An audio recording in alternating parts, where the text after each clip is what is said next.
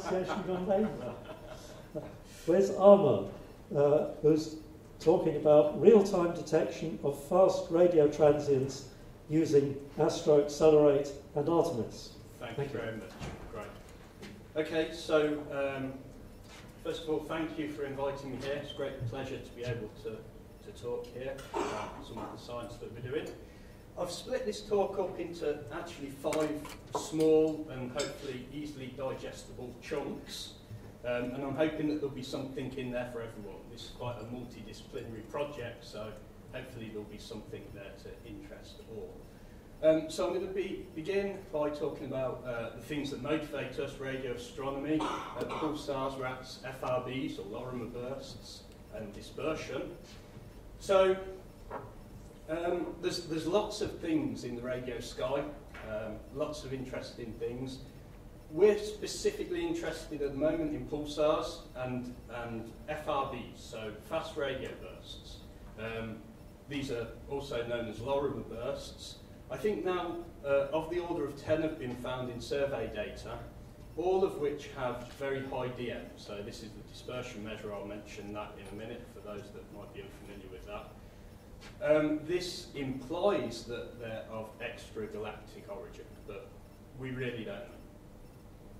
So the dispersion measure I've just mentioned, there's hot parts of the ISM, the interstellar medium. These have free electrons, and the free electrons will interact with radio waves travelling through them, causing a group velocity dispersive effect. Consequently, for a broadband signal, higher frequency components will arrive here at Earth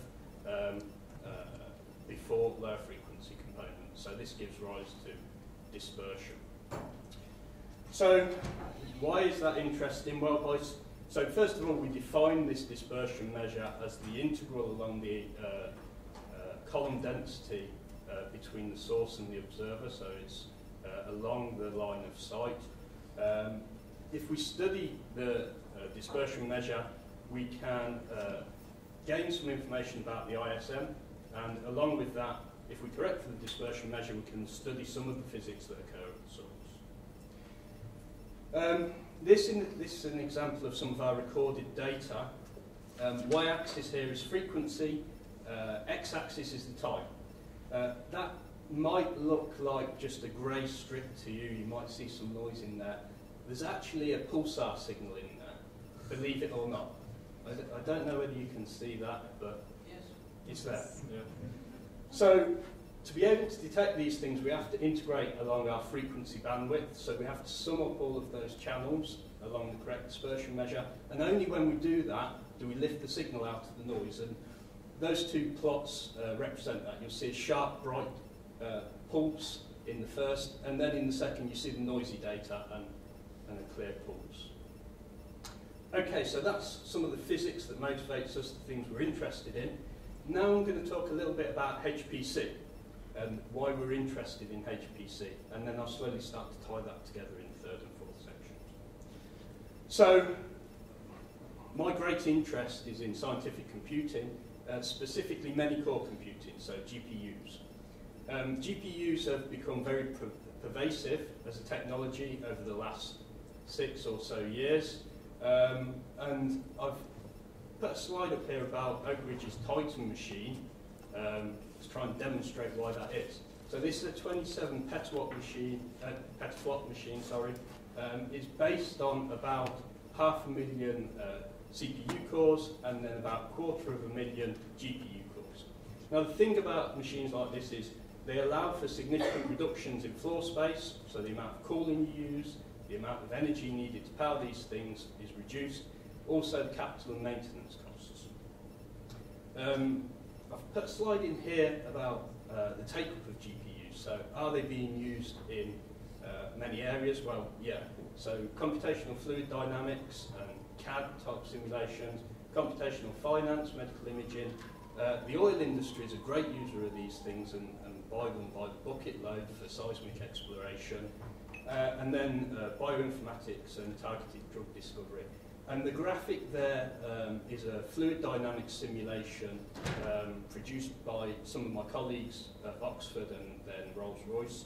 and it shows the airflow through a Rolls-Royce jet engine with turbines, and that's GPU-accelerated simulations.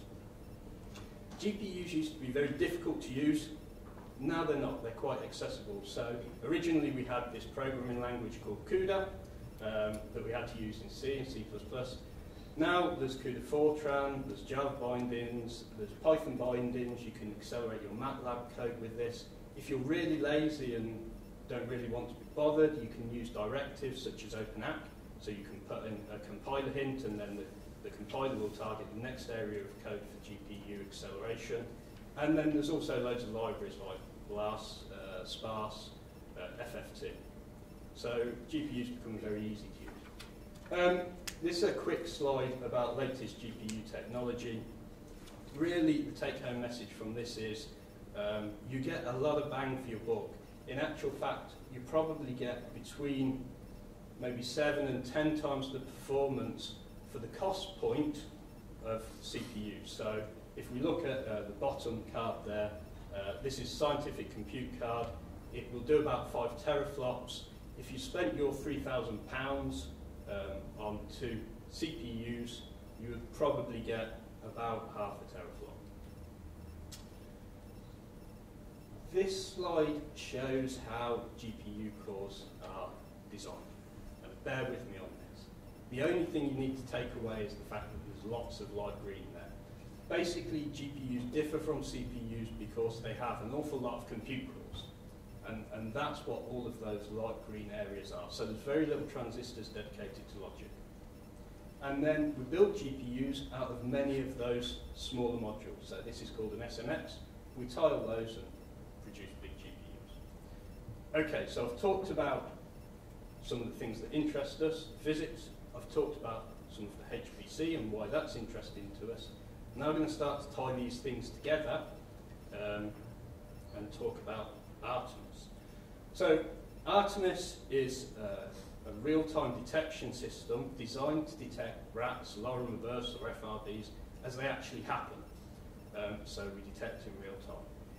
We aim to build this around affordable and scalable hardware, so off-the-shelf type of hardware, and we currently accelerate the processing using GPUs. So that's where the GPUs start to come in.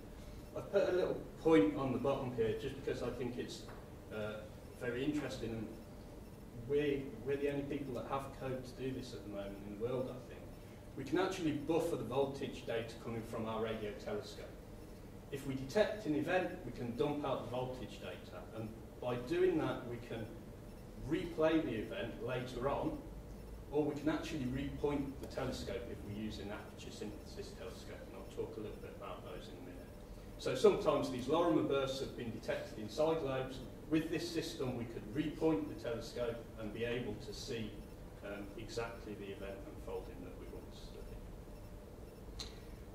ARTEMIS is a project led by my colleague and collaborator Aris Karasturgiu, so the guy up there on the right. All of these guys have contributed to ARTEMIS in various different ways.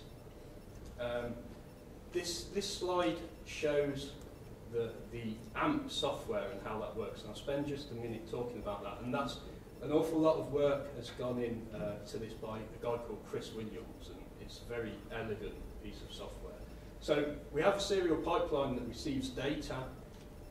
We then run a polyphase filter on that to take this coarse telescope data and turn it into fine-grained data. And I'll talk a little bit more about the polyphase filter in a moment, because that's being, a GPU version of that is being produced by Jan and Carol here in Opava in collaboration with us. Then total power spectrums generated from that data, and because the telescopes we use have a lot of RFI, or some RFI errors in the data, we have to run this RFI clip. So RFI is radio frequency interference. We have an algorithm to remove that interference from the data, giving us clean data, and I'll show a slide about how that works in a few minutes. Once the data is prepared, it then goes into this asynchronous task manager where We can do a search for an FRB, or we can search for accelerated binaries, or we can do pulsar searches on that data.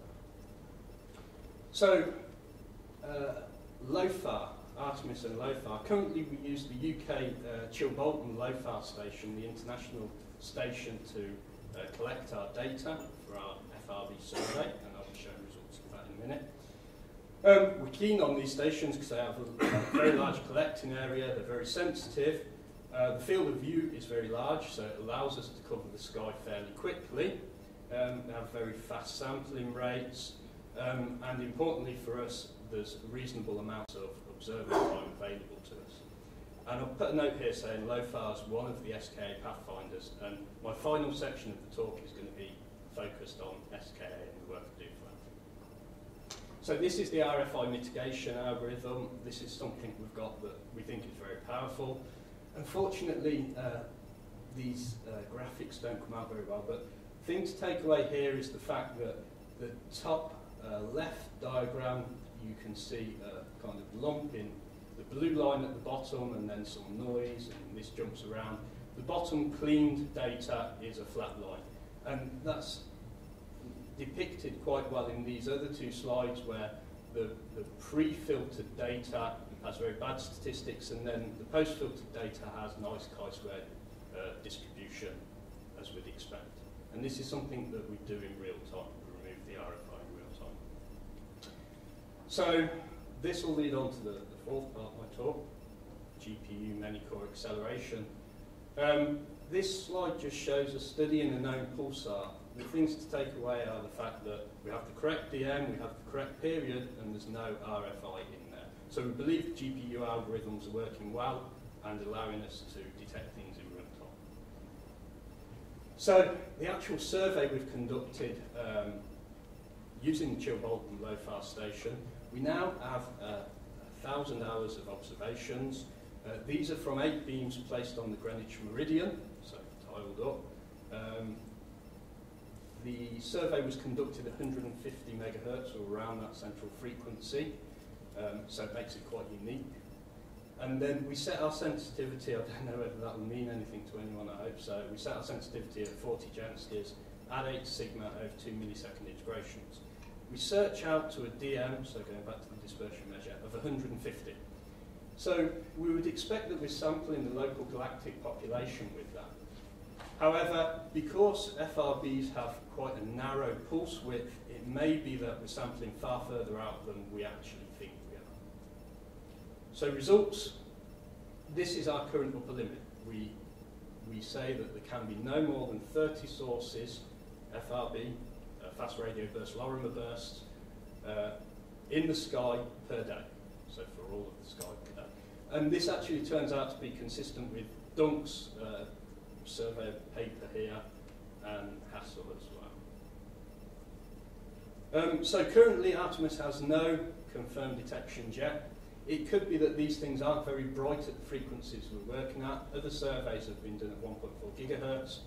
And these are 2 examples of FRBs. So Dunk's original, the Lorimer burst, the original Lorimer burst, and then Evans' FRB he found in Park's archival data. So future plans for Artemis, we're conducting a new survey by accelerating our code, refactoring the code and gaining acceleration from latest GPUs. We're able to search out much further now, and we hope that we will finally detect something using this further DM search. So, part 4 of my talk, HPC. So, Astro-Accelerate is a project that I founded when I came to Oxford, and I'm going to talk a little bit about that now. So, Astro-Accelerate is a project that aims to provide many-core accelerated library for pulsar and FRB signal detection and data processing from radio telescopes. The project supports multiple architectures such as GPUs, CPUs, and new co-processors such as Xeon Phi. So these are Intel's attempt at a graphics accelerator. Ultimately, I aim that this will become hardware agnostic without sacrificing in the performance or very The code's auto-optimizing, so for a given computer, telescope and survey parameters, the code will optimize itself for those things. And then I aim for the code to be able to be called from other code, so software agnostic. It's currently used in ARTEMIS, and I'm in talks with the guys that wrote SIGPROC and Presto about adopting this in their code, so they get GPU acceleration as well. I'm going to focus now on one particular thing that the code does, the de-dispersion algorithm. This is one of the big tasks in data processing pipeline for radio astronomy data. There's this and then something called an acceleration search. But I'm going to focus on this for now because it's something that the code does well and is known for. So I talked earlier on about how we have to de-disperse data. The thing is, if we're looking for something that we don't know where it is, we have no idea what dispersion measure it is. So we end up faced with having to do a blind search across all of our data. And that's what these red lines represent. So we have to do that for every time sample. So you can imagine shifting those red lines across that frequency time data. And at points they'll intersect with each other. And where they intersect, the data underneath will be reused multiple times. And that's great for GPU algorithms. It means that we can use the HPC GPU power to accelerate these things and then be able to process data in real time. And when I say in real time, I mean that we have to process the data quicker than the telescope can capture it. So these next few slides describe how we actually do that. Those green compute cores that I described earlier on, we ensure that they're processing multiple values of the output space. So this is the dispersion measure against time. This is our output space. The input space is the frequency against time. We ensure that each one of those compute cores processes multiple values of that. This is probably clearer in this graphic here. You see 4 of those diagonal arrows representing the dispersion measures that are being calculated. There's 4 of those for each one of those light blue blocks of data that are being used. So you get something called high cache line utilization, which is good, and it means that we can process very quickly. Next thing we do is we break the output space down into different chunks. And by optimizing those chunk size, we can make the code run very quickly. We also exploit the physics of the system. So if you think about a very dispersed pulse, eventually it will transgress the data point that it's in, its sample point, into the next sample point. So you'll end up with signals spread across multiple points. And when that happens, the code automatically adds those points together, so it downsamples in time. Now that seems like a sensible thing to do because it means that we maintain some signal to noise, but also algorithmically it's good because it reduces the amount of output space that we have to actually process. This is a messy slide, but bear with me. One of the things I try and do in all my scientific codes is ensure that I have high system utilization. This means that I'm using my GPUs, my CPUs, and my memory transfer controllers all at the same time. So the way that Astro-Accelerate does this is it begins to de-disperse a particular region, one of those chunks that I mentioned previously. Once that's complete, it starts to copy that back from the GPU to the host device. As it's doing that, the GPU then downsamples in time and begins to de-disperse. As that's happening, the CPU's analysing the original data, and then the loop starts again. The thing about this is sometimes people worry about data transfer on these machines. You can hide the data transfer by playing games like this, so you never see it. It looks like it's all happening in real time. There's a slight lag. So there's a lag as to when it comes out of the pipeline, but there's no lag in data transfers. So yeah, that slide just says exactly what I've said. We end up using the multi-cores on the CPU and the vectors in the FPU, the floating point units in our CPUs. We can use the PCIe data transfer controllers at the same time and the GPU. So everything's being used and it means we're processing things very quick. I put this slide in because often people get very interested in using GPUs to accelerate their code and processing. I end up with several different kernels. So a GPU kernel is the actual program that executes on the GPU. And I end up with different versions of this for different hardware, different telescope setups, and different survey parameters. The point to take away from this slide is, from moving from one generation of GPU to the next, it actually took me about 3 months off and on, refactoring my algorithms and code to gain the speed increase that I was promised by NVIDIA, so the graphics card manufacturers. So originally when I ran my code on the new graphics card, the new shiny one that was going to make things very quick, I got a 1.3 times speed increase. After refactoring the code, I ended up with 2.6 times speed increase, and that promised me 3. So, but I think the point is that GPU code needs continual development. It can't be something that you move from one code to another and expect it to last for all time. So these are some of the features of the code. So some of these things make the code quite unique. The cold quadratic plasma law tells me that any dispersed signal should be 1 over f squared. The code does 1 over f squared, but can do 1 over f to the alpha, whatever alpha may be. The code can search for negative DMs, and then you can switch analysis on and off. And if you find something interesting, it can dump the output space to disk for further analysis by different software. So I'm going to show some results now from LOFAR. These are some of my initial results.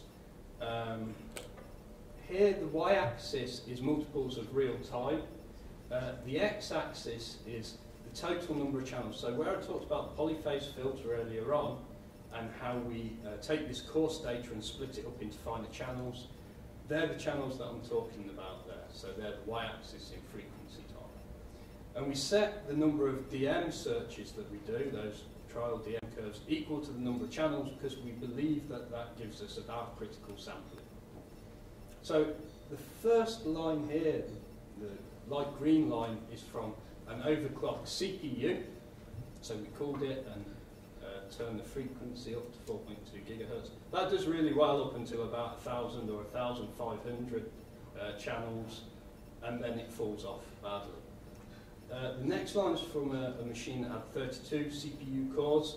Again, that does okay up to about 2,000 channels, then starts to fall off. The other 2 lines are from GPU code, so a shared memory code and a caching code, and I'll describe what that means in a moment. I always include this slide because I think it's quite interesting. I had a machine from Fujitsu that had 160 CPU cores.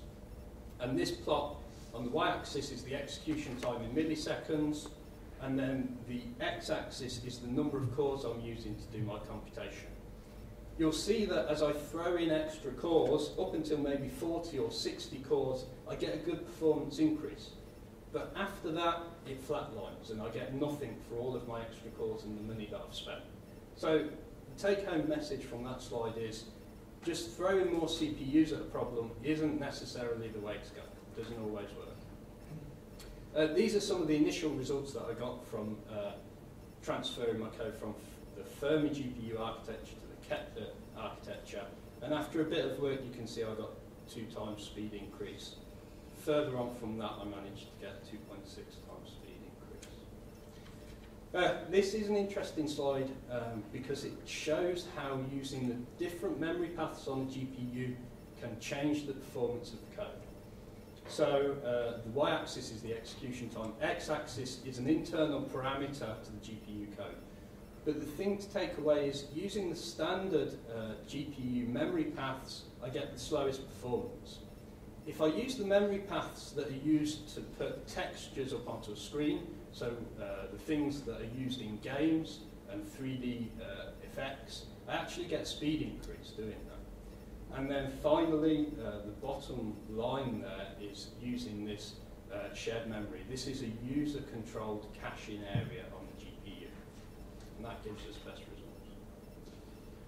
So, ongoing future work and ongoing work for the Astro-Accelerate project. Well, currently we're working in collaboration with Jan and Carol from University of Opava on CPU multi-core vectorized polyphase filter and a GPU polyphase filter. So the polyphase filter, as I said, is the thing that's used to take very coarse frequency channels from the radio telescope and split these up into finer frequency channels. We do that because we have to smear our DM signal across these channels to be able to actually detect it. And in doing that, we actually sacrifice some of our time resolution. So the way a polyphase filter works is by applying something called an FIR filter to the data and then Fourier transforming it. And this ensures that we don't get any signal leakage between neighbouring channels, which is really important for us. And then there's a little example there of how you might go from some channels having a coarse bandwidth to more channels with a finer bandwidth. So we have a preliminary CPU code written using OpenMP to spread work across cores, and then using Intel vector intrinsics to vectorize the code, so the vector units in the FPUs are used. And we have cache-based and QFFT-based GPU code.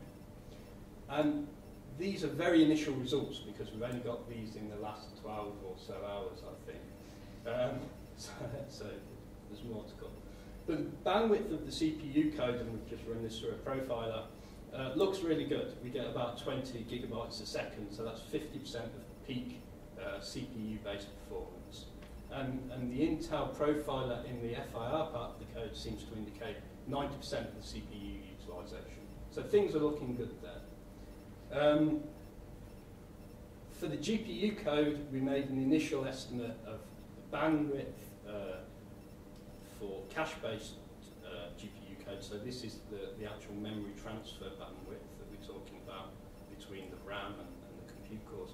And we measured that at around 60 gigabytes a second, so that's 33% of peak.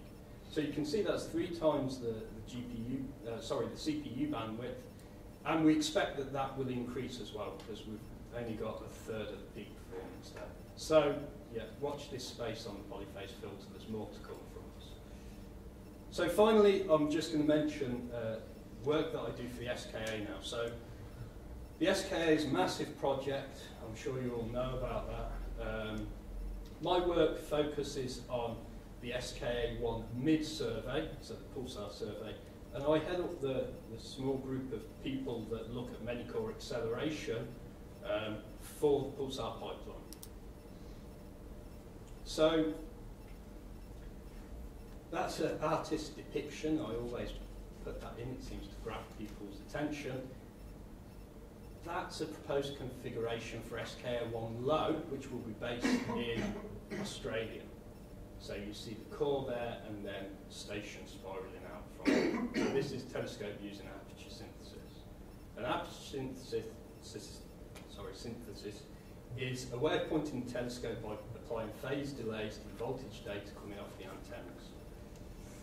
So I've included some initial results here for the Astro-Accelerate code because I think they're quite interesting. So the mid-survey will have about 2,000 beams on the sky at any one time. We'll be sampling at 50 microseconds time resolution, have 300 megahertz of bandwidth spread over 4,000 channels. This will be centered on 1.4 gigahertz, and we'll probably be using 8 bits per sample, unless the radio environment is just so pure that we can get away with 4 bits. But realistically, we expect to be using 8 bits. That will give rise to 160 gigabytes of data a second to analyse. Now, that might not sound like a massive amount. However, when you look at the costly operations in the data processing pipeline, the de-dispersion and the acceleration search is for things like relativistic binaries, you see that the amount of operations are at least n cubed. So you need to cube that and do it several times. So then the problem becomes really quite serious and people start talking about exaflop computing and so on and so forth. So these are, okay, so given the telescope configuration, this is what we think would be a realistic de-dispersion scheme. So searching for our signals within the incoming data, and this searches out to a DM of 3,000. So, given that de-dispersion scheme, what can we do at the moment? Well, using the current latest generation scientific computing card, we can nearly process in real time, 1.37 times real time. So it's running a bit slow. I include some predictions here for the generation of GPUs that will be available when SKA1 comes online. At worst case, we think we'll be processing 2 beams per GPU. At best case, for de-dispersion, we expect to be processing 8 beams. There's some figures there as well regarding the amount of energy that these things will take up processing per beam. This is something that the SK is very concerned about because obviously placing these things within the desert is very difficult to get the power to them. So we try and minimise the power consumption. And then there's capital costs and running costs there. So that's it. That's all I had. These are some acknowledgements to my collaborators and some weapons. So thank you very much for bearing with me.